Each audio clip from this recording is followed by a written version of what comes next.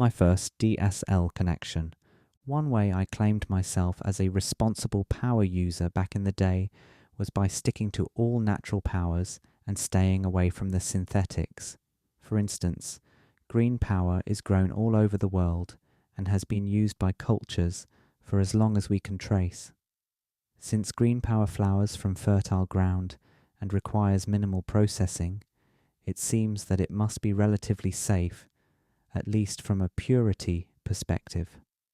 Likewise, with the mycospawn of psilocytes, which grow in fertile ground under the right conditions and are ready to be consumed without much modification to the power-filled bodies. These are powers that are easy to detect the legitimacy of, and thus they can be consumed with a reasonably clean conscience. Though I'd heard of the DSL connection, which I will at times shorten to DSL, I thought it was a power I didn't really need to dabble with. It was explained to me as a long-acting type of psilocytes ride, but with slight differences, most of which were ineffable. One simply had to try to know, and by luck again, I had Rashid as the one to test the waters, and he reported back positively. Just as he had enjoyed his first run with psilocytes with effortless grace, he had successfully connected with DSL up at university with some friends. He seemed to be rather impressed and nearly convinced of an innate benevolence in this new power connection. The brief history of the DSL connection was public enough, however little society ever pondered it. It was discovered by a chemist in Swickland, Europa, a man named Aldrin Kaufman, who was researching severe headache remedies and made the DSL by mistake. What I find most interesting is that the main components of DSL are extracted from a type of mycospawn different from those that contain psilocytes, one that is commonly known to poison bread and to have caused bewitching hallucinations. Why are the mycospawns so rich in gateways to the great unknown? Anyway, DSL had its moment in the 60s, and I had naively felt like it wasn't around anymore, that people had had enough. Little did I know, more people than I could fathom had access to the stuff all of the time, thanks to who knows how many clandestine operations. DSL was still alive and well, however underground it had remained since its historical entry into the culture of the estates. It was surprising, though, to hear Rashid had gone there, when he was known to be an all-natural kind of guy. Of course, we now know that the power of psilocytes and that of DSL are quite similar in their composition, class and origin. But back then, I think Rashid approved of DSL with his gut intuition. This man-made power was an exception to his rule, as it shared positive realms with psilocytes in the great unknown. The logic made sense to me, and I decided that I must give the DSL connection a go. A week after my 16th birthday, Rashid was home from university and gave me one chip of DSL. It was a tiny white square that seemed rather inconsequential. I was honestly skeptical if this little chip really contained any connection to DSL at all, but with hopes that I would learn something new and have a novel experience, I placed the chip on my tongue and tasted nothing. Rashid assured me that this was a good sign.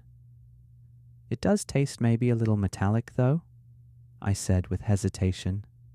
Rashid laughed. "Well, it is metallic. It's a chip of power." I felt the usual morning grubbiness, so I decided to take a shower while I waited for the power of DSL to kick in. As the shower ran hot and the steam built up, I noticed the clouds looked a bit more voluminous than usual. I started to laugh to myself, imagining that this shower was a walk through a warm climate with hot rain. I was getting lost in the fog, but I enjoyed the mystifying feeling of it. Though this was less than 15 minutes after initial connection, I believe that the effects of the DSL were coming on even then. The shower was certainly longer than usual, and I slowly got dressed before joining Rashid downstairs to listen to music. He had brought out his paints and large sheets of paper for us to paint something together while we listened to music. I thought it was a great idea, so I sat on the ground with him and sipped Tulsi tea as we painted. I chuckled as I asked Rashid if the palm fronds of the potted plant in the room were wiggling. He gave me a restricted smile and a slow blink, and in that moment I laughed as I realized that I had established connection with DSL and had become an observer of the great unknown. As I made my first stroke of creation, a mere line of blue paint, I felt this wonderful sensation of power and ecstasy fill me. It sounds hyperbolic, but as I watched the pigmented liquid come off of the hairy brush onto paper, and all through the guidance of my own hand no less, I felt it was the greatest miracle. I could colour whatever I wanted. I was the creator, and my creations could be both meaningful and meaningless, depending on how I felt. I laughed childishly as we continued to create a piece of art together. Rashid slapped cut-out drawings from his college sketchbook onto the canvas and smeared paint over them so that they stayed. Eventually, what we had was quite abstract. A big green protrusion from one corner of the paper into the middle, and surrounding it a sea of blue with different images bearing no apparent relationship to one another. After we painted, I tried eating ramen noodles, but my hunger was nowhere to be found, and the idea of eating seemed playful at best. The noodles seemed otherworldly to me, and better utilized as an object to observe, even though noodles are actually one of my favorite snacks. Rashid figured it no matter, and offered up yet another new power for me to try. The brownish-green power. Though it didn't appear as wholesome as the green power, Rashid explained that the brownish-green power was simply a high concentration of green power refined from its most potent elements.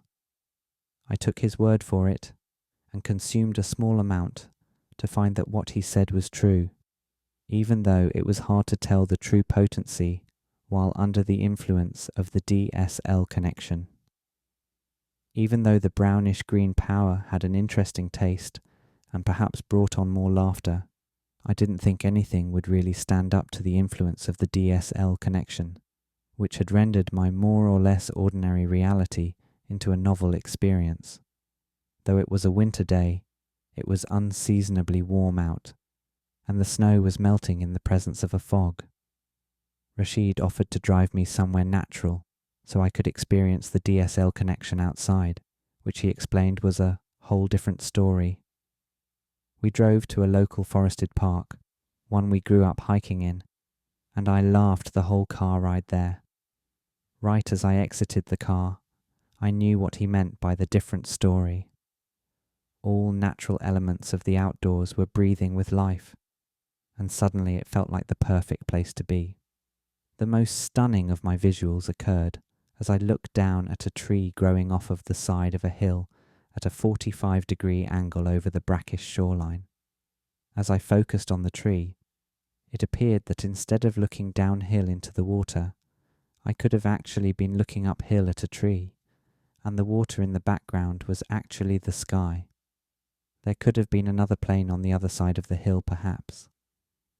I snapped out of this almost as soon as I saw it, and knew that it was a perspective change brought on by the DSL connection. It was nothing to be taken literally. I had to wonder, though, if I had been afforded a glimpse into a different realm where what I had perceived was just as I had thought, even for a moment. I fancied myself satisfied with this dramatic perspective shift brought on by DSL, an icing on the cake of the sheer euphoria and wonder I had received. How, I wondered, did society get such a bad impression of DSL to the point of illegality when this was my experience? The history is complicated, and much more complicated than it ever should have been. I later interacted with my parents around dinner, far after the greatest effects of the DSL, but definitely still with some in my system. Everything went fine. In fact, I felt happier to see my parents than I had been in a long time, and owed this to the restored wonder of existence that DSL had gifted me. I wasn't delusional, spaced out, or any of the cliches. I was happy to see those who created me and cared for me, and I was even perhaps more articulate than usual, if anything.